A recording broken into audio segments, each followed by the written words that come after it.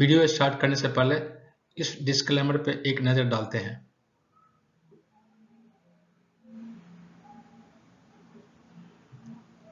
और अब हम आगे बढ़ते हैं। हम में से जो लोग भी शेयर मार्केट में इंटरेस्टेड रहते हैं या एक्टिव रहते हैं, वो अक्सर ये सोचते रहते हैं या यूं कहें खोजते रहते हैं कि उनको कोई एक ऐसा स्टॉक मिल जाए जो उनका इनिशियल इन्वेस्टमेंट का कई गुना वापस कर सके, जैसे कि 10 गुना, 20 गुना या उससे भी ज़्यादा, या यूं ही ये आगे बढ़ता रहे ताकि वो इस स्टॉक को लॉन्ग टर्म के लिए होल्ड कर सके। तो चलिए, आज हम आपके लिए एक ऐसा ही स्टॉक लेकर आए हैं जो आने वाले कुछ ही सालों में मल्टी बैगर स्टॉक साबित होगा और ये आपके सपनों को पूरा करेगा और यूं कहें तो ये आपको करोड़पति बनाएगा। नमस्कार दोस्तों, मैं चंद्रशेखर आपका बहुत स्वागत करता हूं अपने YouTube चैनल चंद्रा डैशबोर्ड पे। अगर मेरा वीडियो अच्छा लगे तो आप मेरे चैनल को सब्सक्राइब करिए, लाइक करिए, शेयर करिए अपने दोस्तों के बीच, ताकि इस इंफॉर्मेशन को वो भी फायदा उठा सकें। तो आज हम बात करते हैं आज के topic high growth multi bagger stock. इसके ये रहे content, selection criteria and basic rules of multi-bagger stock, description of the company, peer comparison, product of the company, technical data of the company, quarterly result, loss and profit, my investment details and target। इस stock को select करने में मैंने कुछ बातों पे ध्यान दिया है, वो सब मैं आपके सामने रख रहा हूं ताकि आप खुद अपना रिसर्च कर सकें इन्वेस्टमेंट से पहले। तो चलिए जानते हैं और देखते हैं यहाँ पे stock selection criteria for multi bagger stock. This is small market cap stock. This is fundamentally and financially strong stock. Future vision considering all factors including government policy. This is not on news based or single event based stock. Types of company selection. A small cap company will have potential to grow multiple times. Nature of business, scalability and sustainability of business, safe selection. इसमें risk क्या हो सकता है? Risk involve. Risk is 100% same as market risk.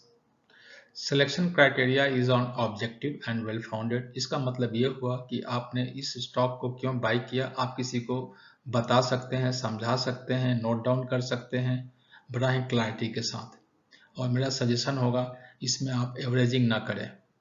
Holding period, मैं बोलूँगा this stock is for ever, लेकिन minimum 3 से 6 साल तक आपको इन्वेस्ट रहना पड़ेगा। And this investment amount should be free from liabilities. Power of internal compounding will work only with the long-term holding period. तो चलिए जानते हैं कि स्टॉक का नाम क्या है। तो स्टॉक का नाम है TGB श्राक लिमिटेड। ये वो स्टॉक है जो आपको करोड़पति बना सकता है। तो चलिए आगे बात करते हैं इस पे। जैसा कि आप देख रहे हैं, TGB श्राक limited is the flagship company of the TGB Group. It is the leading producer of chlor-alkali products, manufactures castor derivatives and fatty acid, and also operating a commercial power project of 28 megawatt. इस company के पास बड़ा ही उम्दा technology का manufacturing unit है और साथ में इनका खुद का कैप्टिव पावर प्लांट है जो इनको uninterrupted and cost effective power supply करता है मैन्युफैक्चरिंग प्लांट के लिए। इन टर्म्स ऑफ क्वालिटी में देखेंगे तो इनके पास ऑलमोस्ट सारा सर्टिफिकेशन है और एक्सपोर्ट तो ऑलमोस्ट सारी दुनिया में करते हैं। फिर भी मैं पढ़ के बताता हूँ। Canada, China, Dubai, France, Georgia, Germany, Greece, Iran, Italy, Japan, Jordan, Kenya, Korea, Kuwait, Malaysia, Netherland, Poland, Russia, Singapore, Spain, Sri Lanka, Saudi Arabia, Thailand, USA, UK and host of other country prefer TGB श्राक।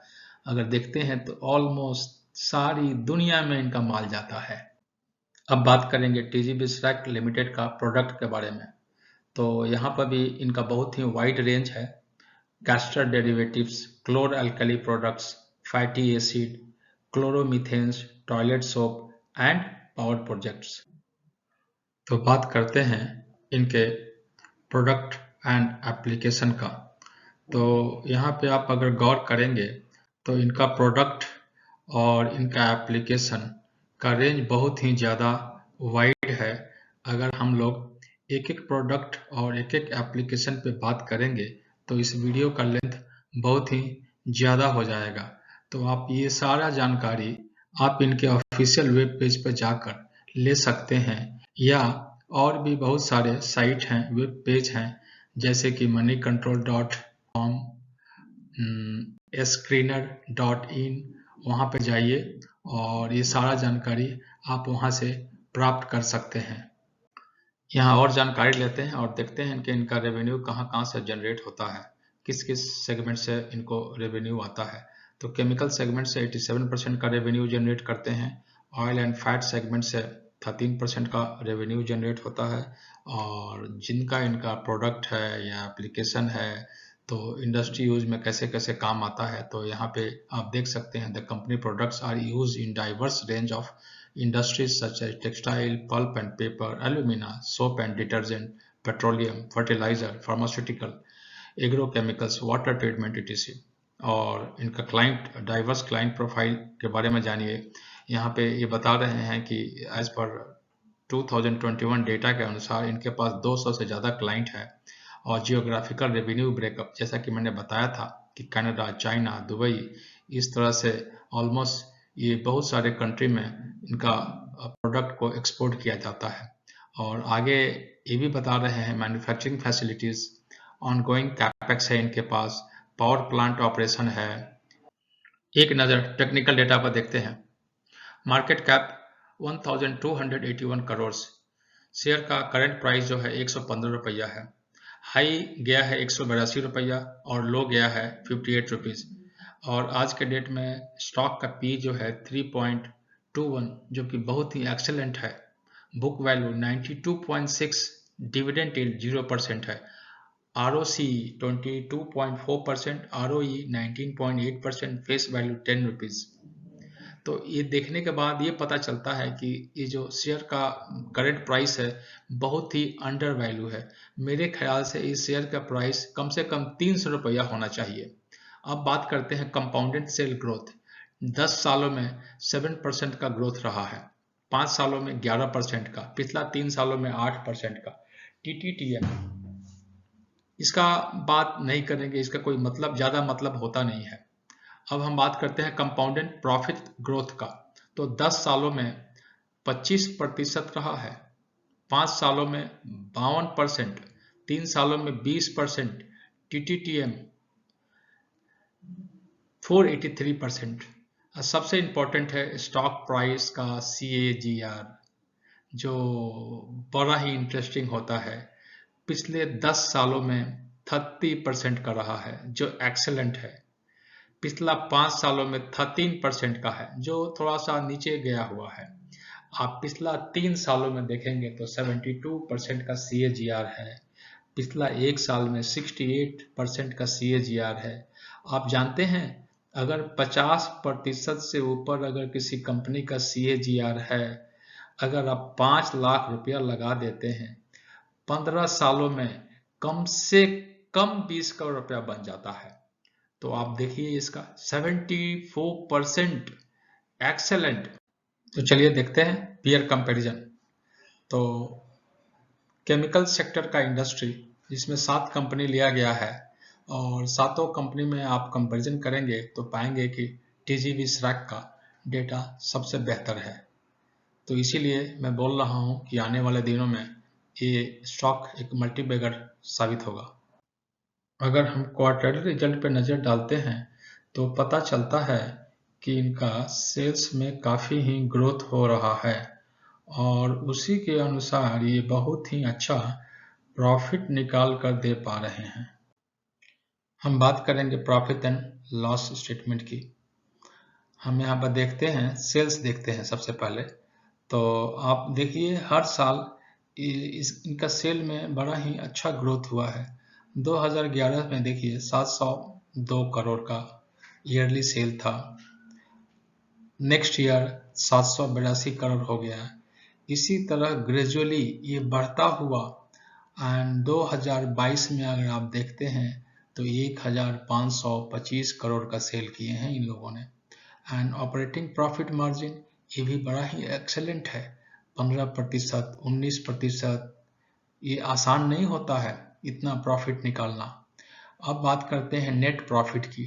तो yearly net profit आप देखिए 2011 में इनका data था, sales data था 702 करोड़, उसमें से इन्होंने 14 करोड़ का प्रॉफिट निकाला और ये धीरे धीरे हर साल बढ़ता रहा है और 2022 में इन्होंने 134 करोड़ का प्रॉफिट निकाला है। तो आप देख रहे हैं कि ग्रेजुअली इनका नेट प्रॉफिट बढ़ते जा रहा है, ग्रेजुअली इनका सेल्स बढ़ते जा रहा है, ग्रेजुअली इनका ऑपरेटिंग प्रॉफिट मार्जिन बढ़ते जा रहा है।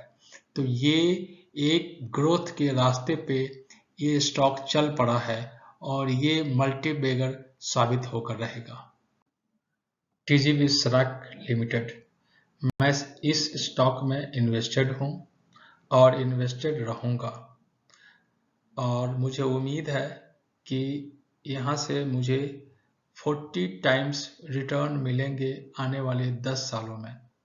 मेरा रिकमेंडेशन रहेगा only for education purpose. Buying range 115 रुपया से लेकर 200 रुपया तक। फर्स्ट टारगेट हम लोग अचीव कर सकते हैं 550 रुपये के साथ एंड सेकंड टारगेट अचीव कर सकते हैं 2200 rupees per share. Holding period 3 से 6 साल के बीच में। अगर मेरा वीडियो आपको अच्छा लगे तो आप मेरे चैनल चंद्रा डैशबोर्ड को सब्सक्राइब करिए, लाइक करिए एंड अपने दोस्तों के बीच शेयर करिए ताकि ये इन्फॉर्मेशन उन तक भी पहुँचे और वो उसका फ़ायदा उठा सकें।